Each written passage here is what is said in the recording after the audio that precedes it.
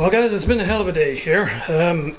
What I thought was going to be a short final little wrap-up episode turns out to be not quite like that. So when I parted up and I went to do the calibration wizard, which tests everything out sequentially, it first tests the extruder left-hand fan, that's fine. It tests the front fan, that's fine. It tests the extruder heater and thermistor, that's fine. It tests the bed and its thermistor, that's fine. Then it goes to check the x-axis, and it failed. No movement at all from the stepper motors. So when I went into the manual process where you can move each axis independently, no axis would move. So none of the stepper motors were responding. So that gave me major cause for concern. So just, I had a bit of a eureka moment, and I thought, let me just check that these stepper motors from China are wired up the same way as the motors from Prusa, because I have one Prusa motor, because I wanted all of this to be completely Prusa. And guess what? They're not wired up the same.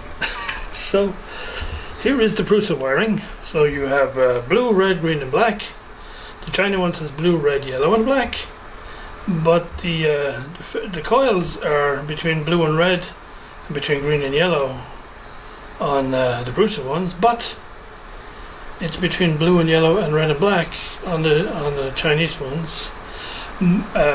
So I was able to fix that out. However, the lingering concern I have is that the measured static resistance of each coil in the Prusa one is 6.4 ohms. And in the Chinese one it's 1.8. So I don't know if that means they're going to take more current or it's not going to drive them properly. It's a factor I have to eliminate from this x-axis test, because the error, when I look it up in the manual, basically says the measured length of the x-axis is not the same as the physical length of the axis.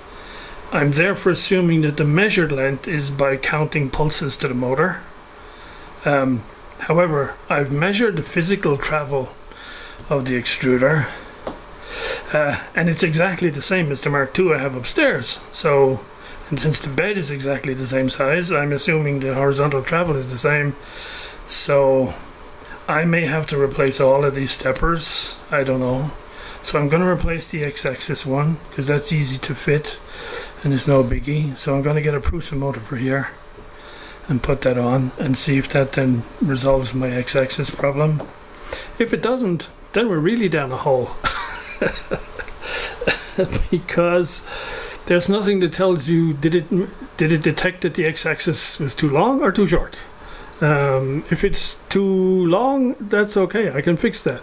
If it's too short, then we're in trouble, because it means something to do with these sides here are too close together. But this distance between each side of these frames is larger on this one than it is on the Mark II upstairs. So yeah, I'm kind of hoping it's going to be the stepper motor.